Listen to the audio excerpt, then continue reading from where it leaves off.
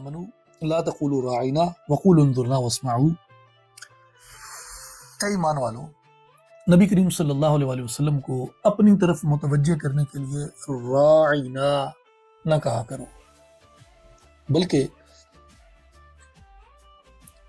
وقولوا انظرنا واسمعوا، اور عرض کیا کرو انظرنا، یا رسول اللہ ہمارے حال پہ کرم فرمائیے، یا رسول اللہ ہمارے حال پہ نظر فرمائیے.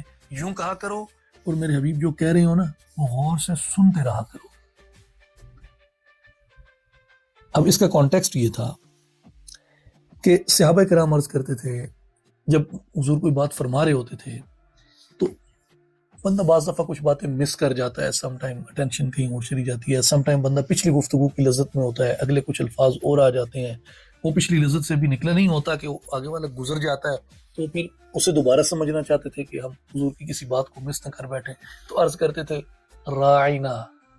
اب یہ بھی ادب کا لفظ ہے، نہایت ادب کا، اور اس کا مطلب ہے راعنا، یا رسول اللہ ہمارے حال کی رعایت فرمائیے کہ آپ اللہ کے نبی ہیں، آپ کا کلام ذیشان ہے، وراء الورا ہے، ہم آپ کے دہن اقدس کے ہر میوے کو چکھنا چاہتے ہیں.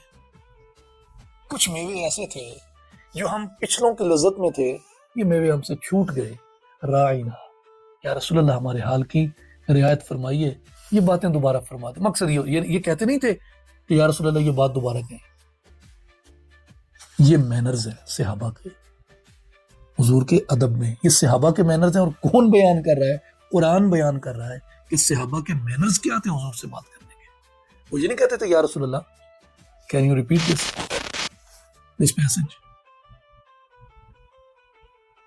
نہیں یہ نہیں کہتے تھے، وہ کہتے تھے راعنا، ہمارے حال کی رعایت فرمائیے. کیسی فارمیلٹی ہے بات کرنے میں، کیسا نفاست ہے، حضور کو مخاطب کر رہے ہیں. راعنا، یا رسول اللہ ہمارے حال کی رعایت فرمائیے. اب یہ جو راعنا تھا، یہ ورڈ جس طریقے سے آپ ڈفرینٹ لینگویجز کے ڈفرینٹ ورڈز کو آپ جانتے ہیں کہ ایک لینگویج میں ان کا میننگ اور ہوتا ہے، دوسری لینگویج میں ان کا میننگ بالکل ڈفرینٹ ہوتا ہے. تو عربک میں اس کا میننگ تھا حال کی رعایت کرنا، یعنی ہماری معذرت قبول کریں، ہم آپ کے معیار پہ، آپ کے کلام کے معیار، آپ کا مقام نبوت ہے، ہم امتی ہیں، جو کچھ آپ فرماتے جا رہے ہیں وہ اللہ کی طرف سے آ رہا ہے. ہمیں وہ قبول کرنے میں، وہ ابزارب کرنے میں تھوڑی دیر لگتی ہے. یا رسول اللہ ہمارے حال پہ توجہ کریں، یہ ہمارے ہم سمجھنا چاہتے ہیں، اس لیے رعایت کیجیے. اب ان کا یہ مطلب ہوتا تھا، مگر ایک خاص مذہب کی ایک جو خاص لینگویج تھی، اسپیشلی ہبرو میں، اس کی نیگیٹو کانوٹیشن تھی. ورڈ سیم تھا راعنا، لیکن اس کی جو کانوٹیشن تھی وہ نیگیٹو تھی. تو وہ کیا کرتے تھے کہ وہ حضور صلی اللہ علیہ وسلم کے بارے میں نیگیٹولی اس ورڈ کو یوز کیا کرتے. حضور کے ایک صحابی تھے سعد ابن معاذ رضی اللہ تعالیٰ، انہوں نے ان کو سنا کہ وہ یہ کہہ رہے ہیں اور وہ ایک نیگیٹو کانوٹیشن میں یہ بات کہہ رہے ہیں. ہی نیو ہبرو لینگویج.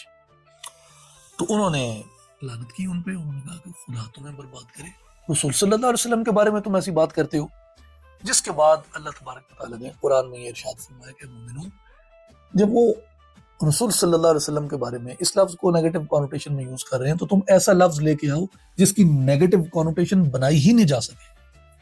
قول انظرنا، یا رسول اللہ ہمارے حال پہ نظر فرمائیے. تو اس لیے جو حضور کا ادب ہے یہ سیرت پاک کا ایک تابع نمایاں روشن حصہ ہے. اور حضور کا ادب کون سکھاتا ہے؟ حضور کا ادب قرآن سکھاتا ہے. قرآن سکھاتا ہے حضور کے بارے میں بات کیسے کرو. یہ جو کہتے ہیں نا حضور صلی اللہ علیہ وسلم نے کہا، یار سلم کیا ہوتا ہے؟ درود پڑھتے ہوئے زبان دکھتی ہے. حضور صلی اللہ علیہ وسلم نے کہا اگر یہ زبان پہ پوری طرح نہیں چڑھتا because of our weak Urdu یا کسی بھی اور ریزن سے، then simply say peace be upon him یا salutations be upon him. پیس تھوڑا چھوٹا ورڈ ہے، وہ ایگزیکٹ جو اس کا ایک وہ ایسنس ہے نا، پیس اسے ٹرانسلیٹ نہیں کرتا. میں غلط ہو سکتا ہوں، مجھے کسی بزرگ نے یہ بات کہی تھی، اللہ تعالیٰ انہیں اجر عظیم دے، کہ سیلوٹیشنز جو ہے صلوات کا معنی، درود کا معنی، سلام کا معنی وہ سیلوٹیشنز زیادہ قریب ہے سلام کے، تو اس لیے کہنا چاہیے سیلوٹیشنز بھی اپون ہم، لیکن ایکولی گڈ پیس بھی اپون ہم آپ کہہ لیں.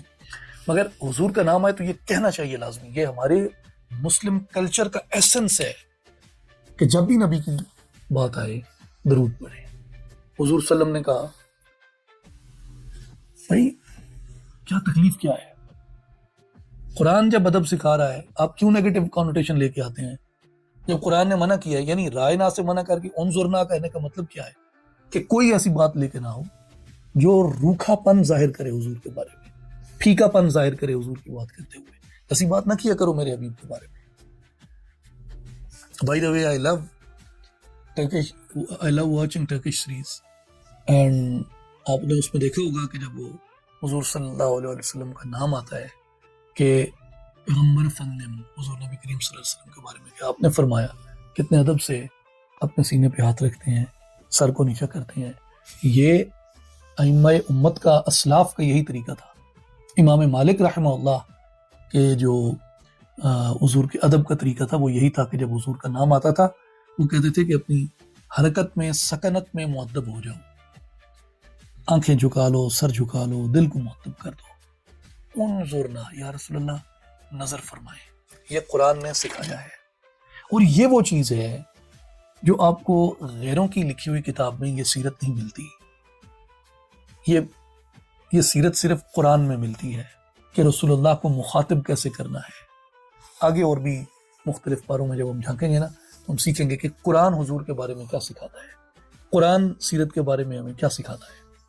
یہ غیروں کی کتابوں میں آپ کو نہیں ملے گا، یہ فرقہ وارانہ ملاؤں ملونٹوں کی کتابوں میں آپ کو یہ باتیں نہیں ملیں گی، یہ آپ کو قرآن میں ملیں گی یہ باتیں.